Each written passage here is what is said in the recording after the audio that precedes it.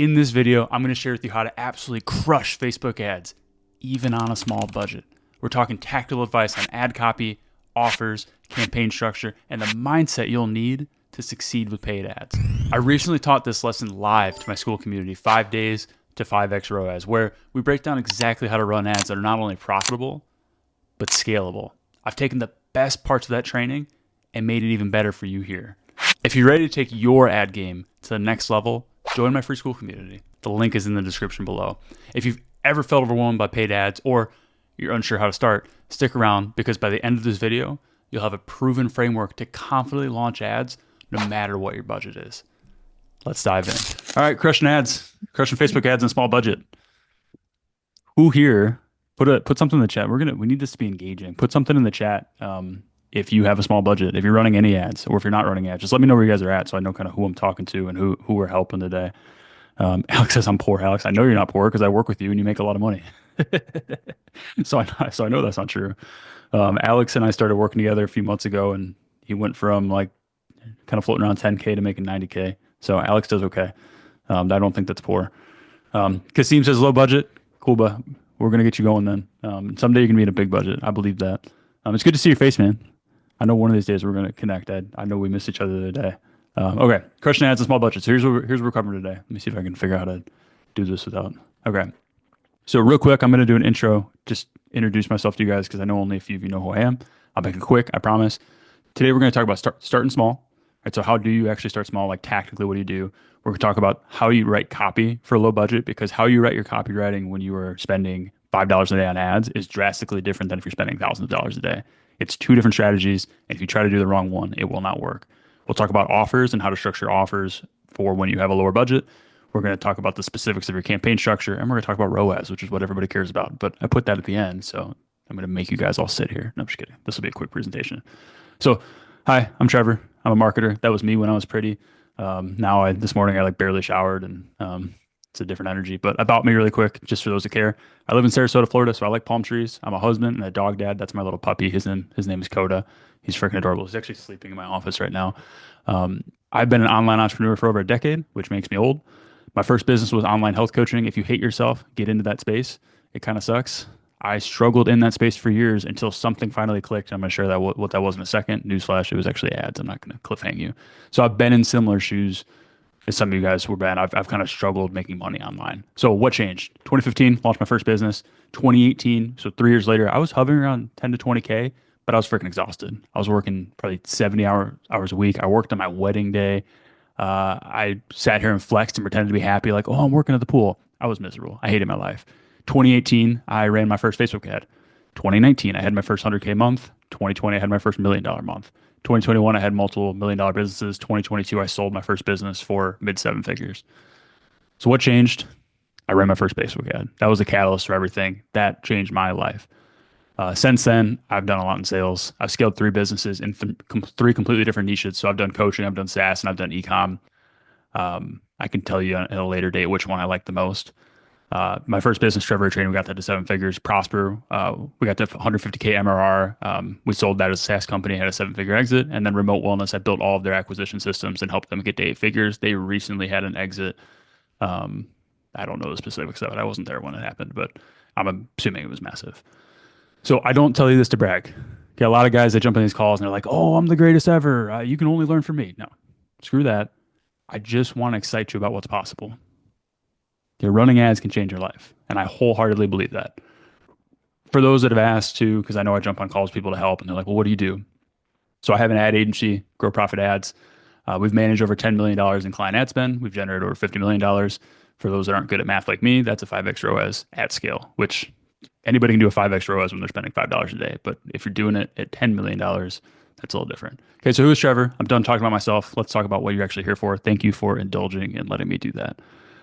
So starting small. We need to touch on the mindset of this, because my question to all of you right now is, how much can you spend on ads? If we're talking about starting small, the answer for a lot of you is like, yeah, not much. And that's okay, right? If you only have a $5 a day ad budget, $10 a day, whatever it may be, okay, great. You can't go spend $100. But my question to you is, if you had a machine that accepted $1 bills and it spit out 20 cents immediately, how much would you put in it? Right, the answer is not much. right? You would put in $3 because you're like, oh shit, I'm going to lose all of this, right? And that's what's happening with a lot of people and the methods they're teaching. I'm probably not going to go too in depth this right now. I wish I had I meant to have my little pointer tool for you guys, but a lot of what people teach online right now is, you put $1,000 in, you try to sell some $20 widget or product. And if you're doing e-com, you've also got cost of goods. If if you're doing something more digital based, then okay, great, you made that money. The problem is the economics of that a lot of times don't make sense. What we call this is negative on acquisition, meaning you're paying $10 to get back 20 cents. Make sense? Nod your heads. Yeah. Okay. So what if you had a machine that you put $1 bills into and then it spit out $5 bills? How much would you put into that? Well, the answer is there's no limit to that. If you had that machine in your office, you'd literally just be cramming every dollar you put in right into it. You'd be taking the money that comes out and putting it back into the front end again, right? So I'm not trying to tell you, oh, okay, like you have to go spend $1 million right now. But I think a lot of times when we talk about how to crush ads with a small budget, we're asking the wrong questions. It's like, oh, well, how do I make this $3 profitable? Yeah, that's fine. But the real question should be, how do we get to where we're actually profitable at scale too? Because I don't give a shit if you have 100x ROAS and you're spending $3 a day. You're still not making any money, right? And that's not, I think a lot of people in my position would sit there and like gaslight you on that. I'm not telling you that for this reason. I genuinely want to help you get to that point, right? This isn't gaslighting. If you can only afford $3 a day, then that's what we need to do. But we need to be profitable as we scale as well. So anyways, we spend small to start, but then we scale winners. So I just want to pre-frame that's what we're working towards here. Right? We're not doing this so we can be profitable on $10 a day of ad spend. We're doing it so we can find winners and actually scale those. Cool. Right? The skill that no one talks about in this is mindset. Those who win in paid ads, they do it from a data perspective.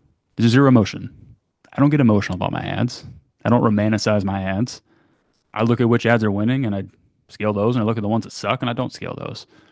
The sooner you learn that skill, the sooner you'll be successful. Okay, more on that later. Okay, so starting small, right? That's really prefacing it. Now we're going to get into more tactical stuff. So copywriting for a low budget. When your budget is small, I don't have to tell you this, you don't have money to waste on testing. Every single guru out there teaches you these bullshit testing methods. And I'm sorry, I swear every now and then. So if anybody's offended by that, just throw it in the chat and I'll try to tone it down. Otherwise, I'm going to just keep being me. But they'll tell you, hey, you got to test 100 creatives and you got to test 4 different copies and you got to test 3 different audiences. Well, if you're spending $20 a day, you can't. That literally does not make sense. So the best thing you can do is study what's working. And I've already heard a few of you say this to me on one-on-one calls this week, but you know about the meta ads library. Awesome. Live in there. Go see what's working. When you're inside of the meta ads library, and actually, you know what? I'm going to just show you guys something really quick.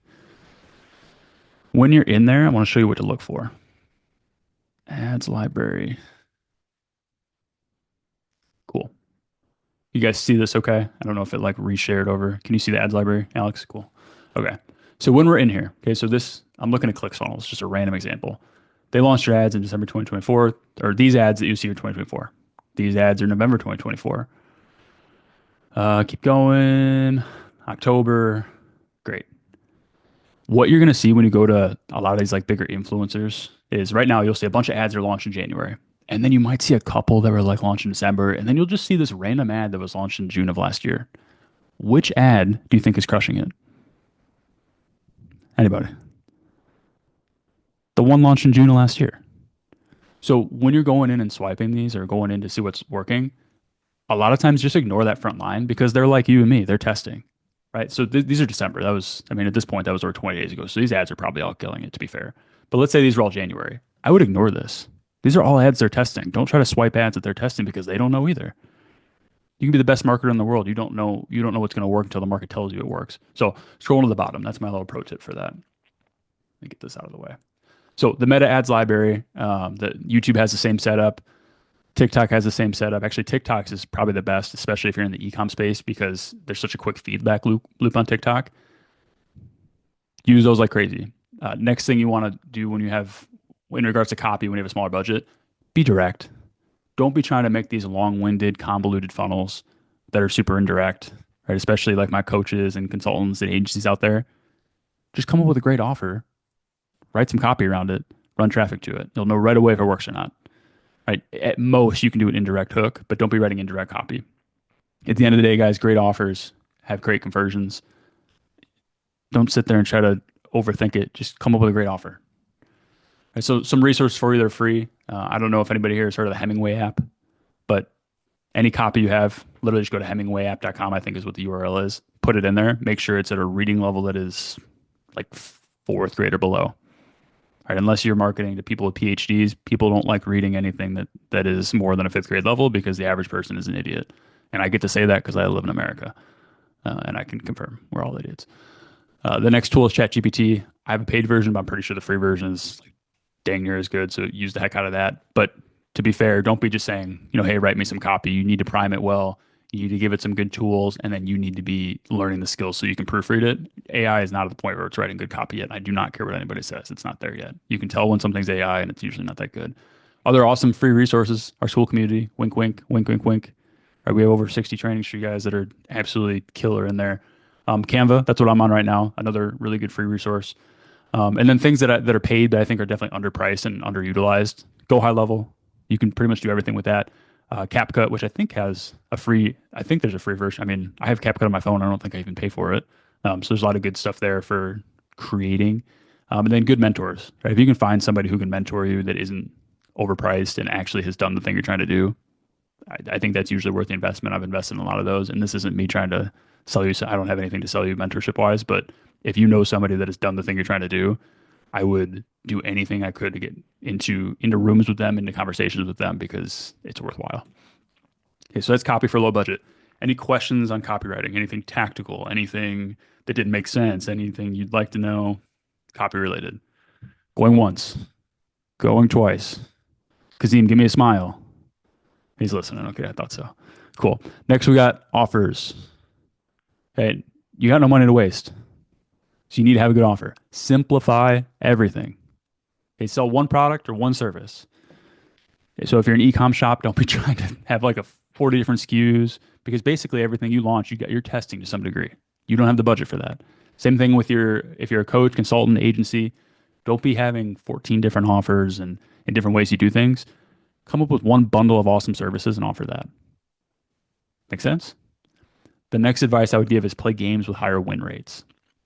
I had an awesome conversation with somebody yesterday who has an e-com store, and they were selling some pretty cool like perfume type setups, which, to be fair, I'm like super uncultured, so I don't know a ton about that.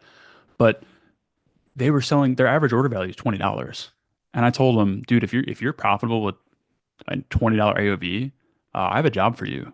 Like, come work for me because I'll pay you a shit ton of money if you know how to do that. That's not a good game. There are no winners in that game. That's a race to the bottom. The exact opposite of that would be like a 2K coaching package, right? Which one of those do you think is easier to sell? A $20 widget or a 2K coaching package? Intuitively, we'd say, oh yeah, the $20 widget. The problem is when you're running paid ads, the economics of that aren't good. So it's actually a lot harder to be profitable with it. Now, I'm not trying to push somebody to coaching versus ecom. That's not where I'm getting at. I know ecom that has great economics as well, but you need an offer that not only converts but has good economics. That was what was our so there's a client we have in our portfolio. It's a jewelry company, and when we started working with them, they were running a strategy which a lot of you are probably familiar with, where they break even on the front end. They're basically just collecting a ton of emails, and then they have LTV on the back end with that. Theo says, what if it's digital products? Yep. I'm going to give you a good example of that right now. Good question, Theo. So they were doing a strategy where front end acquisition is just trying to break even. And even if you're at like a 0.8x ROAS, that strategy can work, because then you just build this massive email list, and then you just cash out a few times a year with that email list, whether it's running to like a Black Friday sale or maybe just a couple other like events. Problem is you're basically pouring you're super leveraged, for lack of a better term. And if that sale doesn't go well, you're screwed. So what we did is we just made better economics. We didn't change the actual items. We didn't change the fulfillment of them. We didn't change anything. We literally just doubled the price. Went from the average jewelry piece was $50, the average jewelry piece was $100. That's it. Average order value went up almost 2x, not quite, because people weren't buying quite as much, but it went up probably 90%. The conversion cost per acquisition dropped. People saw it and they thought, oh, this is actually a more valuable product. We created better messaging around it, um, but the cost per acquisition actually dropped. Long story short, you need to get into games that have better economics. It doesn't mean you need to go from ecom to something else, but you need to go from selling crap with a small margin to something with a better margin, a better AOV, so that your economics you can actually run cold traffic to it. Does that make sense? Does that help, Theo? I know that might have been a little bit vague, so if you have any specific questions, I'm happy to answer them. I'm going to keep rolling, but I will, if you have any questions, I'll come back. Cool. He says yes. Awesome. Awesome, awesome, awesome. So offers that convert. Resources for this. Obviously, our 5 days to 5x ROAS. If you go into day 2, there's 3 action item trainings right there: the market research, offers, packaging, customer avatar. I send those same worksheets to millionaire clients, and I tell them, fill this out, or I'm not touching your ads, because I can't do a damn thing until you do. It's literally the same worksheet. And if you look at it, you think, oh, this is simple. It's silly. I just want to run my ads. Do that work. Because then when you go to when you're running ads, you're just compiling all the work you've done already. Right? I don't open up an ad manager and just have a creative orgasm every day. Far from it. Right? I'm collecting my resources and then I'm compiling them inside of the ads manager. And then, yeah, so day 2, action items. That's where a lot of the good stuff is when it comes to offers.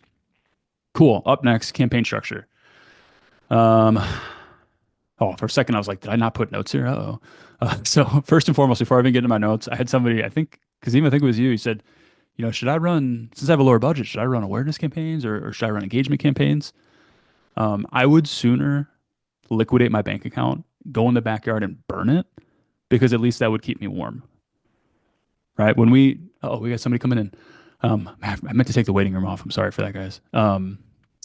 When you are running awareness campaigns, it's going to get you really cheap CPMs. It's going to get you a lot in front of a lot of people. But if your goal is to actually convert, which when you're running ads with a small budget, it is, those ads will never convert. You'll get in front of a lot of people, but there will be no intent. It's quite literally impossible to run a profitable campaign with that. Now, there is a time and a place for awareness campaigns. There is, absolutely.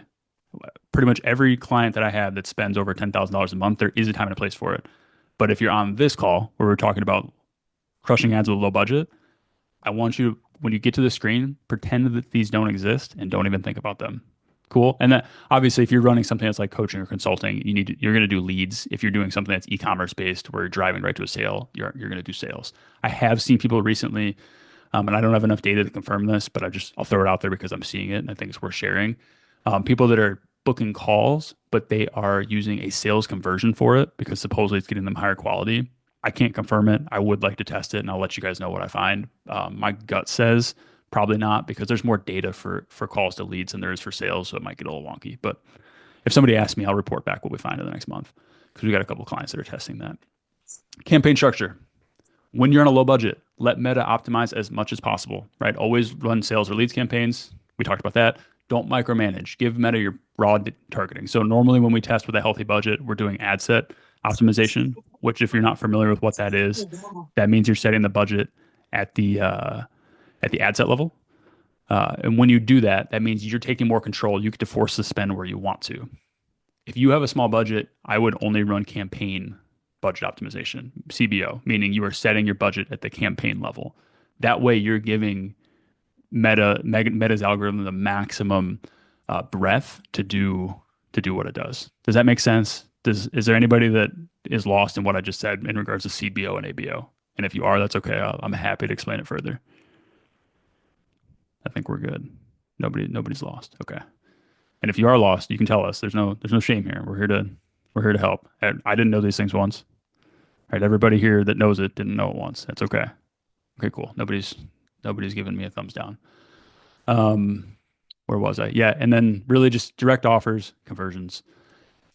Don't try to be like indirect. Don't, if you're a coach or consultant, don't be running some funnel that's like super indirect. I mean, I know Alex, you know those funnels really well. They can convert, but you're gonna spend $5,000 trying to validate it at least. Or same thing if you're running an e-com store. Simple playlist, indirect hook, get attention. Open a loop that there's a problem that's created. Close the loop with your product. Simple. It doesn't get any easier than that. Cool. ROAS. Return on ad spend. Everybody's favorite acronym, at least mine. I'm going to put that on my gravestone. It's going to say Trevor Rea had a nice life, and then big capital letters ROAS. Okay. When you're running ads on a small budget or just running ads for the first time, don't expect a 10x ROAS. Bad expectations will lead to bad decisions later. Your goal is just to be profitable when you first start. Immediately after you do that, then you're trying to beat it. But don't come in with this expectation that I'm going to have a 10x ROAS, 20x ROAS, and then when it has a 3x ROAS, be pissed. That's okay. You're fine. You can always improve on it. That's the beauty of ads. That's why I love it. It's not some static thing. You can always get better. The goal is to have profit with non-optimal ads because low budget is non-optimal. Why is it low optimal? Because anytime you're running an ad, you set what's called a conversion event, meaning this is what I'm optimizing for. Right? Remember back a second ago we talked about leads or sales, and then within that, if you pick leads, it's going to say, great, do you want book calls? Do you actually want to optimize for leads? Do you want to optimize for registration completions? Then every single campaign, for it to be optimal, needs to get at least 30 pixel fires per week per campaign. Ideally, more like 50, but at least 30 per week. If it doesn't hit that, it's not the end of the world. But what happens is each week that a campaign does not get 30 pixel fires, right? You've all seen the learning phase in there. That's kind of the trigger to get out of it. Even if it says, hey, you're not in learning phase anymore, if you're not getting at least 30 pixel fires a week, you are. Alex, if you send me another direct DM that makes me laugh, I'm gonna reach through the screen and shake you. Um, um, so what happens when you don't get those pixel fires if you're not getting 30 in a week? Facebook's algorithm then thinks, oh man, he didn't get the outcome that he wants, or she didn't get the outcome that she wants. Well, let's try something else.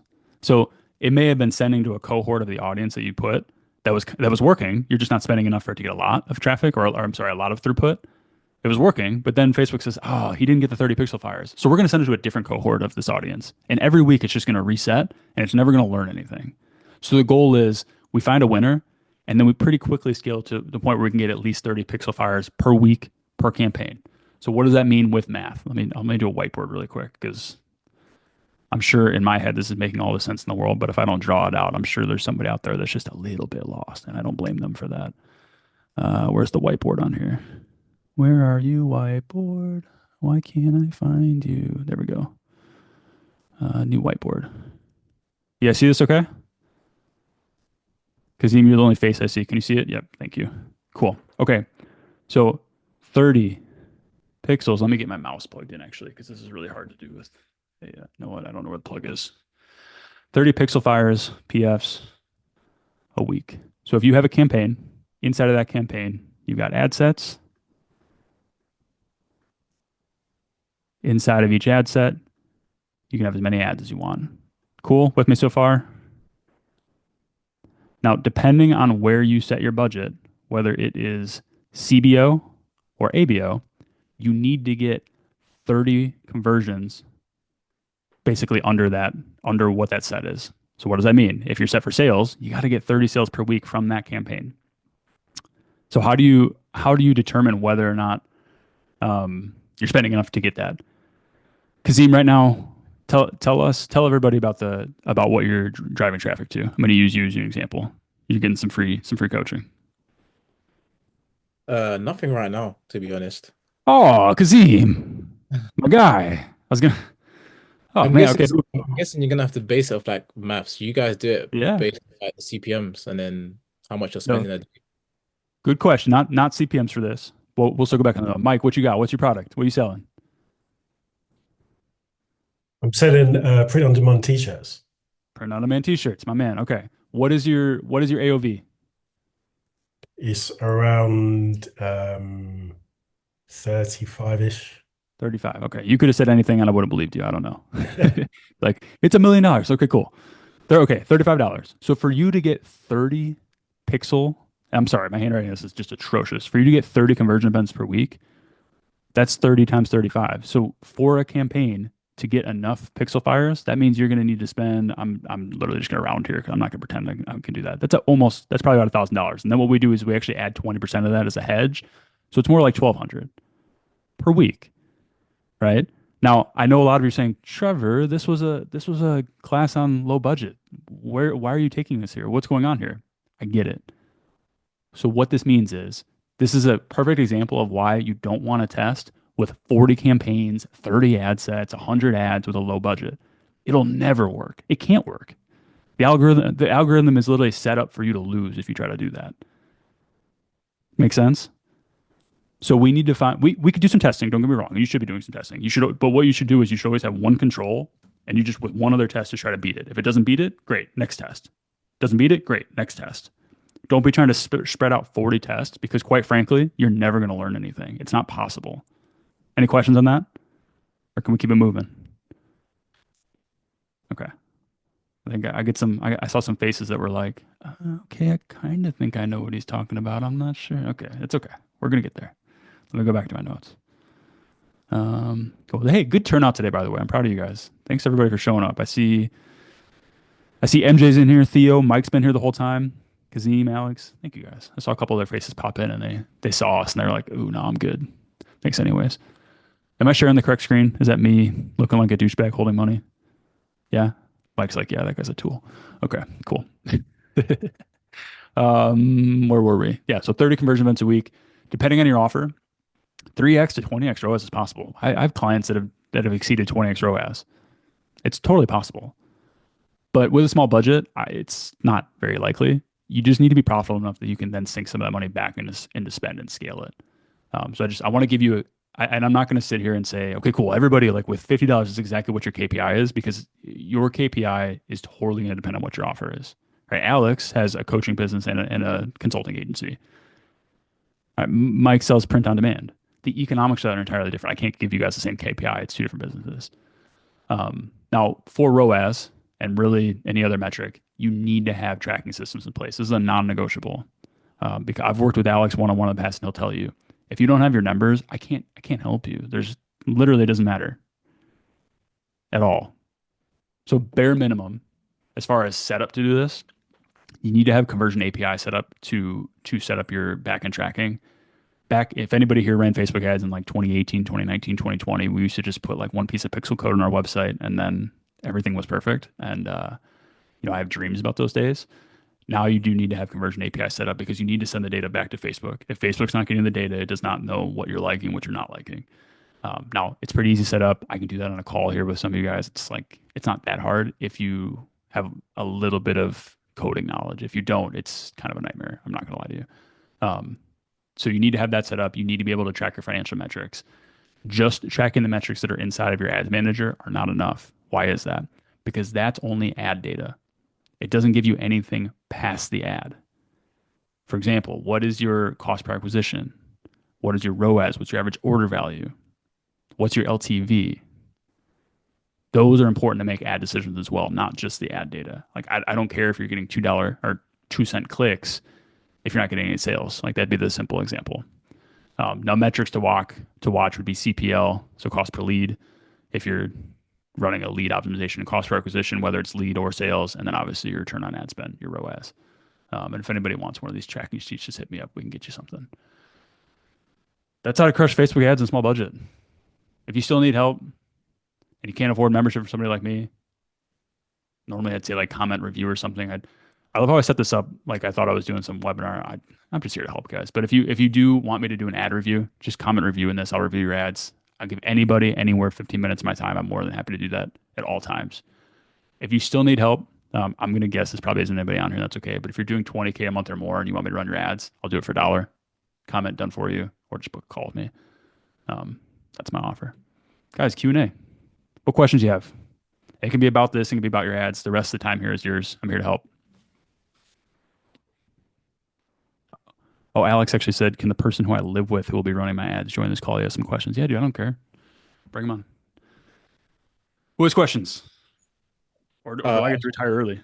I was watching your course.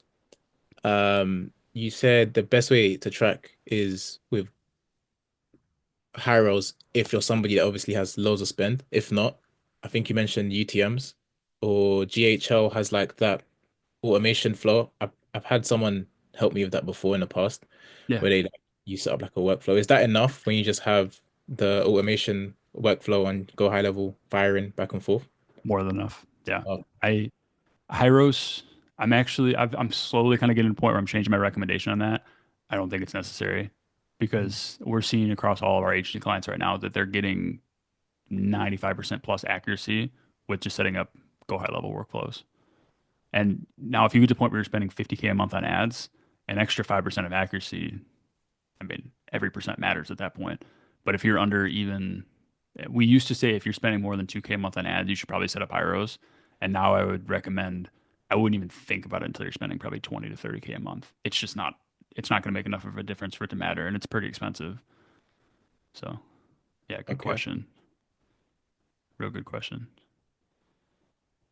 Mike, what are you thinking, boss?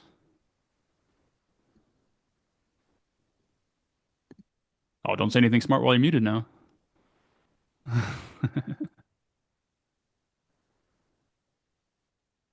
Yeah, so where I'm stuck in a minute is just trying to maintain or increase the ROAS and obviously get more sales. Right. Okay. So I'm just So looking at what's the best options for me. so give me just real quick. So print on demand, you said your AOV is $35. Right now, what's your cost per acquisition? And forgive me, my dog's gonna bark. My wife just opened the garage door. Sorry. So would that be in Meta? Because I'll be honest with you, I don't track that. Oh, Mike, breaking my heart. Um, y- you could probably find it in Meta, but I would be shocked if the data was accurate, depending on what you have running back to it. So let me ask that a different way. How much did you spend? How much did you spend on ads last month, or in the last 30 days, or just any time frame, really? Okay, so last 30 days would be, and this is in Great British pounds, £320. 320. Okay. I'm just gonna think in pounds because I don't know what the conversion rate is right now. It's close. And how much did you make off of that $320 in spend? Let me check that All analytics. good. While you're checking, Oliver, it's nice to see you, man. It's good to see your face. How are you? You good? Oh, his audio Cool with might not be me. connected. Yeah, man. It's good to see you. You too, man. Introduce myself. I'm Ollie. I'm a partner with Alex. Just jumping in to see all the information. Yeah, Cool. I'm very new to the ad space, but I have a ton of questions for you when you're ready. Yeah, cool. I'll be excited to answer them. I'm gonna give while Mike's looking for those, I'm gonna give everybody a challenge. Um, these are the numbers that when you get to the point where you want to scale ads, like you're gonna be able to rattle them off. Like and that I don't mean like you have them memorized, but you've got them in some organized way that you can go look. So right now we have probably 30 agency clients. I have 3 or 4 businesses that I personally own. Every single one of them, I can get you this data within 10 seconds. And I'm not saying like that's not like a flex. I'm not trying to like be some tool. I'm saying like that's the level of not only organization but data you'll need to scale your ads. Yeah, sure. And I can So put together training on that at some point. $530, Okay, so you were front end profitable. You but spent that's 320. dollars, that's not pounds. So that's Oh, okay. Oh, that's okay. Wait. So what's the conversion rate right now? Let's see. Pounds to USD conversion. Let's see. So you put in 320. So you put in 400 USD. okay. And you got 530 back Yeah. with an AOV of 35. I mean, and what is it you're printing on demand? Like, what's the actual product? T-shirts, just T-shirts. T-shirts. T-shirts. Okay. And if somebody's average order value is $35, what are they? What does that typically entail? Like, is that an average of like 2 T-shirts or No, so I sell them at $30 each. $30 each? Okay. Good.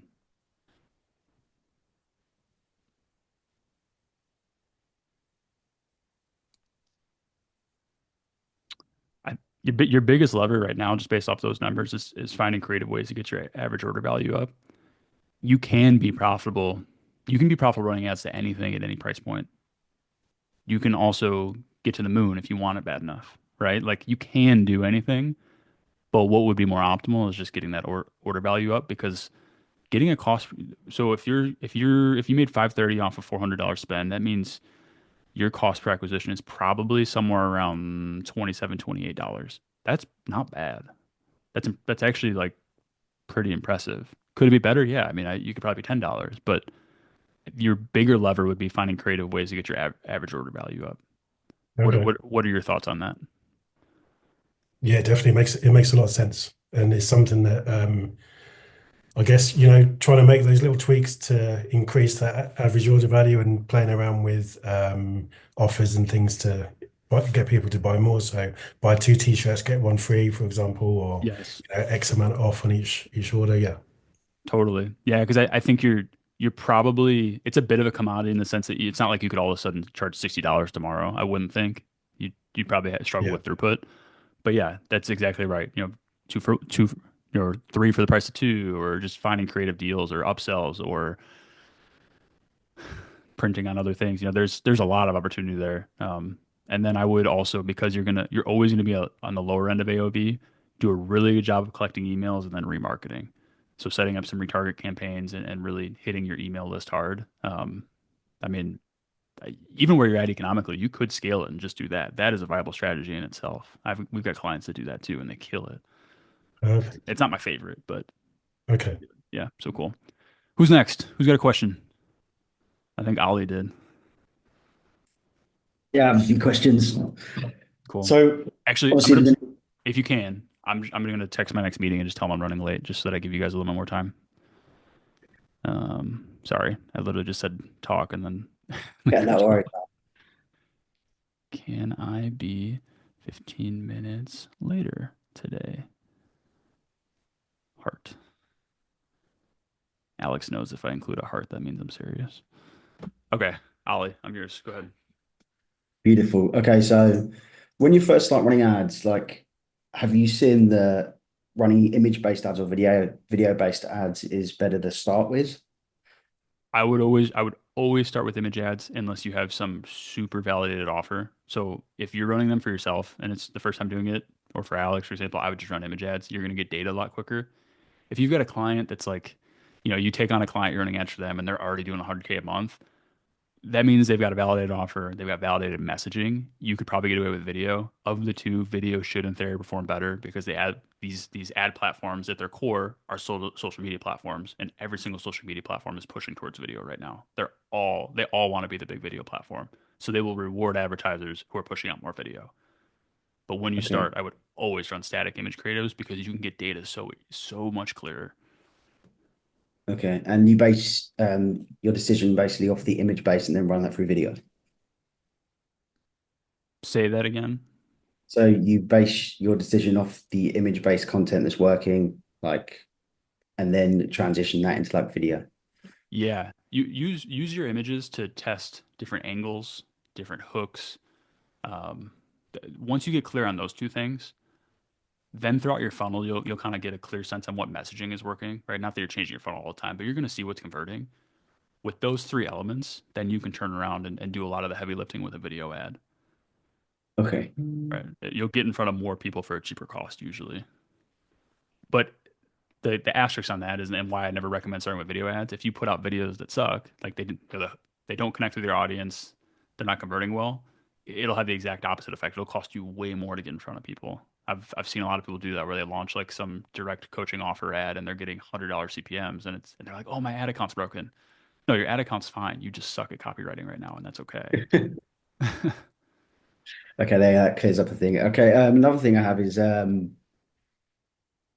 you mentioned about Facebook compliant. Alex mentioned that you mentioned about Facebook compliant, and that you mentioned you and yours in the guidelines. Does that translate across the whole piece of copy? So from your headline to your copy to your video, how extensive does that go?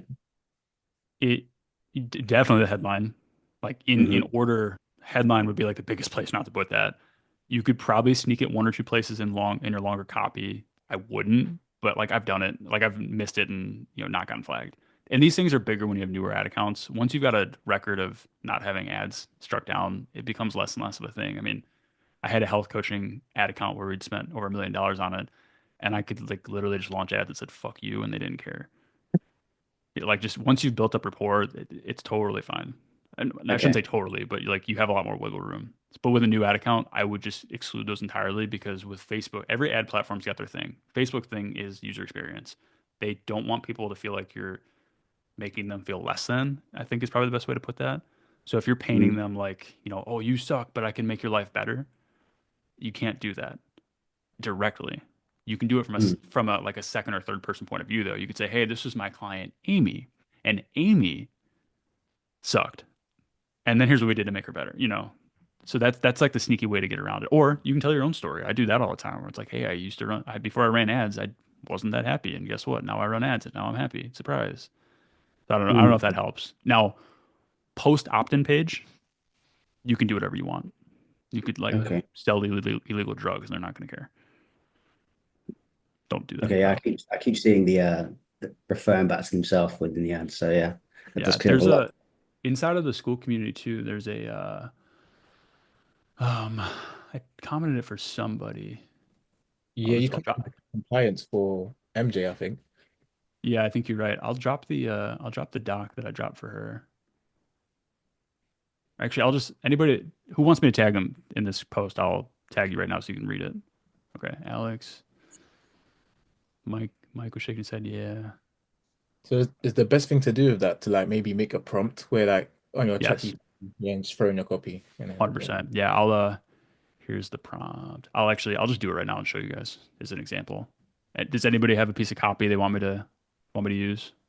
Or do you want me to just use something random? Now's your chance. Let me get that prompt open. I don't have anything. Oh, okay. No, everybody's like, I don't want anyone to see my copy. Okay. Here we go. I'll share my screen real quick.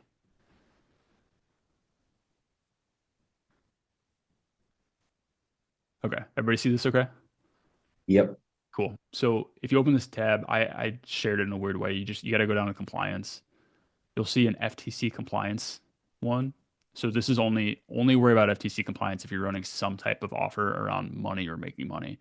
Even ours, where it's like we're teaching people to run ads and we're doing it for free, technically, I still run it through an FTC compliance just to make sure, but there's really nothing that I'm doing that could ever get me in trouble there. And then here's the Facebook one. So I'm going to do a live example right now. So let's get ChatGPT open. Okay. So what I would do is I would copy this whole thing right here. Boom. Right. So it literally just says, here's what I want you to do. You're kind of pre-framing it. This is how I want you to grade it. This is how I want you to structure the output. This is the analysis I want you to give. And then I want you to give a final score and suggestion. So we'll do this first, and then I'll show you the whole Complyly setup tool. So let me grab a random piece of copy. Let's see. I think these are, yeah, this is my actual notes, guys. So enjoy. Let's do our agency one. Beep beep. Okay, this is good. I think this is my non-compliant version, so you'll see what it'll pump out. Okay, so then just paste it below. Cool. Make this a little bigger so you guys can see it. That's what she said.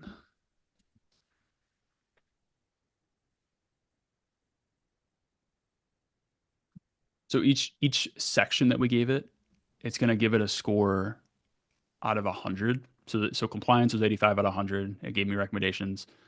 Or I'm sorry, prohibited content was 85 out of 100. Misleading or exaggerated claims was 70 out of 100.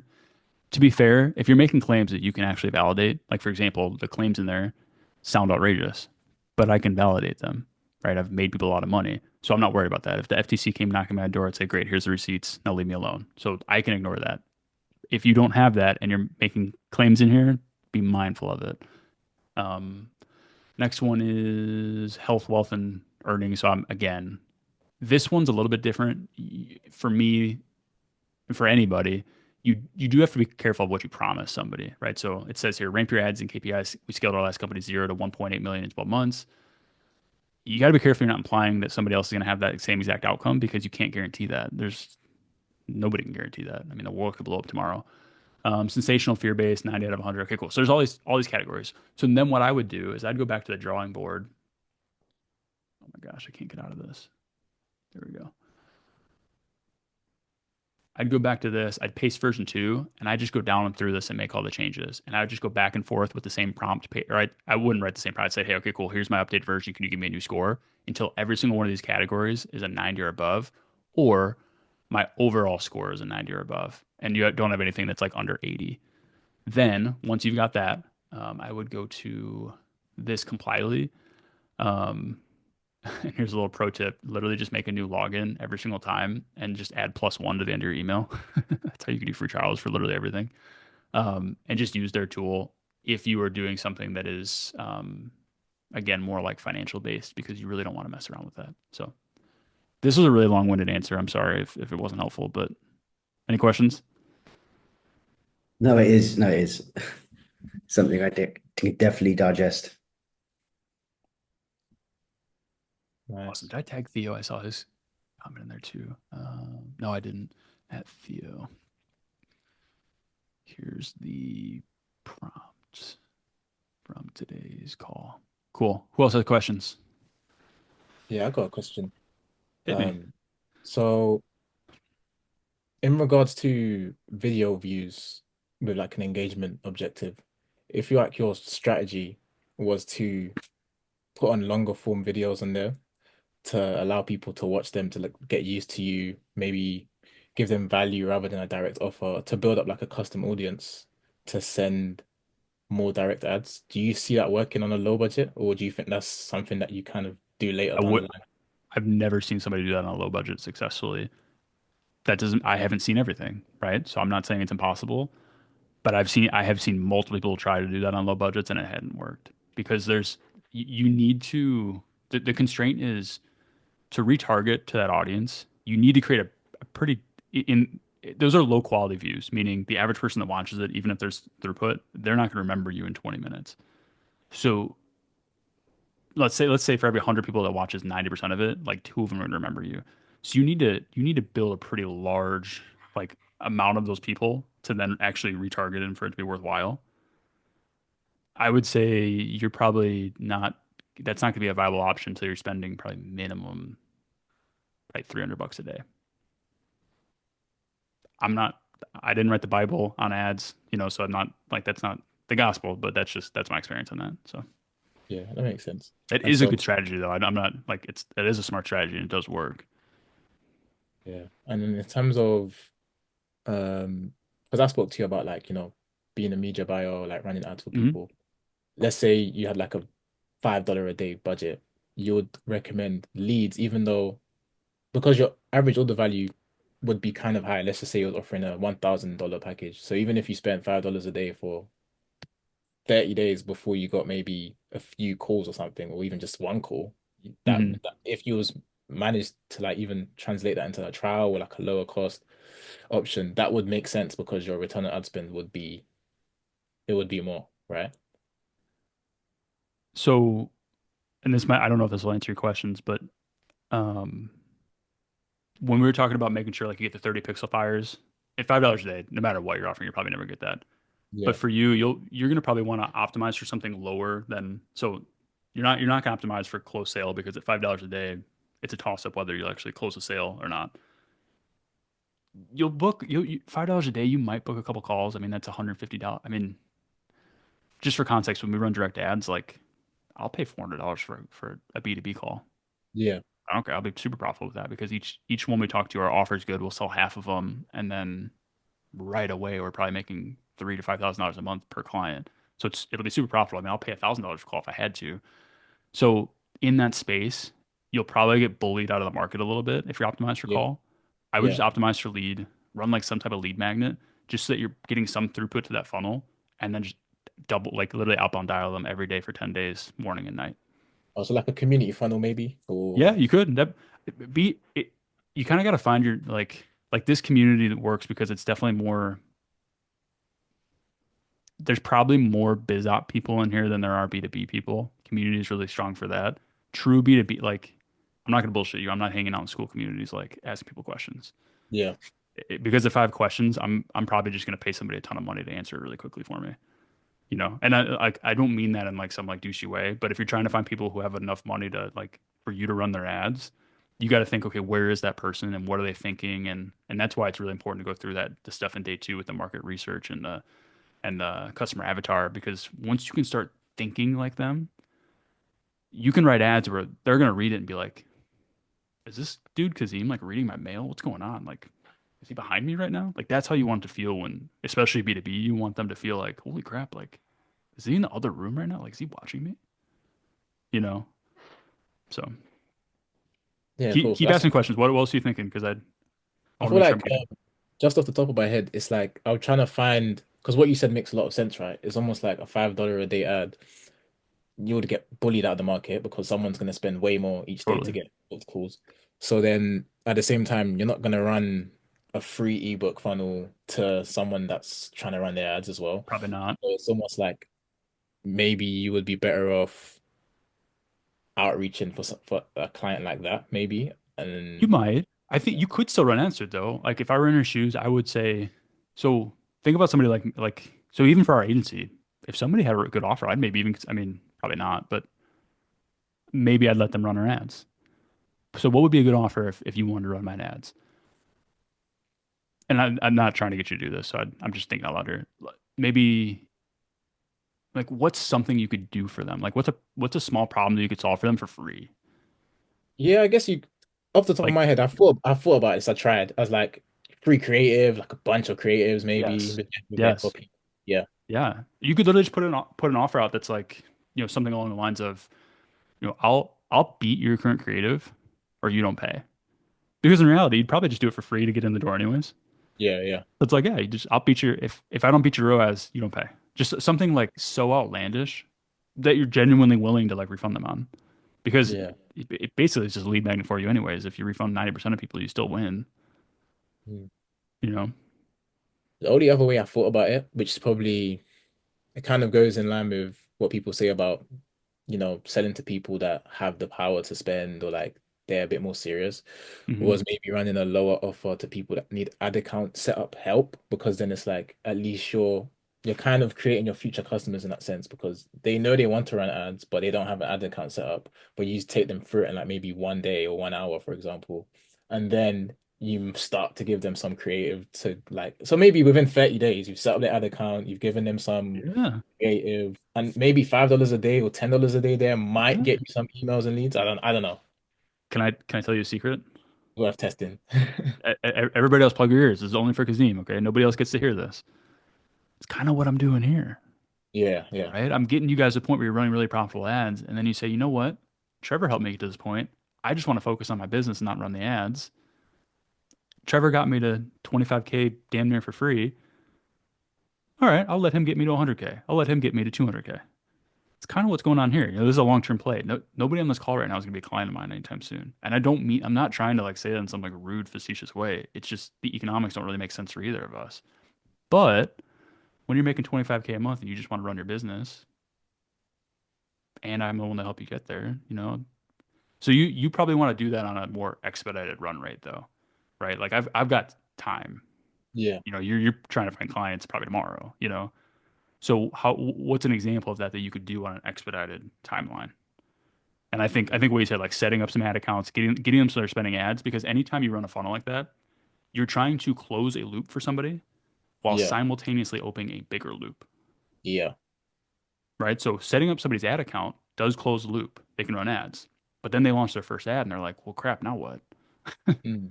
You know, it is a bit of a chicken and egg situation though, because I I would just be mindful of like you don't have a ton of ad experience yet. So I think for you it is smart to target somebody that's one step behind you because it Yeah, doesn't matter if you're 20 steps ahead of somebody or one step ahead of them. If you're ahead of them, you can help them. If they're ahead of you, it's dicey. Now all you can do now it's just an effort game. Like you can put in work and energy, but you probably can't like help them, so to say. yeah, totally. Good advice. I think that's what I'm kind of thinking because I've set up like my ad account. I kind of understand the workarounds, like decent experience of like go high level, building up stuff. So it's like I Good. know it's a lot of work, but I'm willing to do it. That That's in perfect. yeah. Leverage that. Yeah. Cool. Who? Oh my God. I texted that person I was gonna be late and then I didn't see if they said it was okay. Okay, yeah, he said yes. Oof. I have 4 minutes. Anybody got a Hi. Yes. hey, what's up, MJ? I know that voice. Yeah, I'm good. So I don't know anything about ads currently, That's but not true. yes, it is. So two things. One, what budget is considered too small? Like none, really.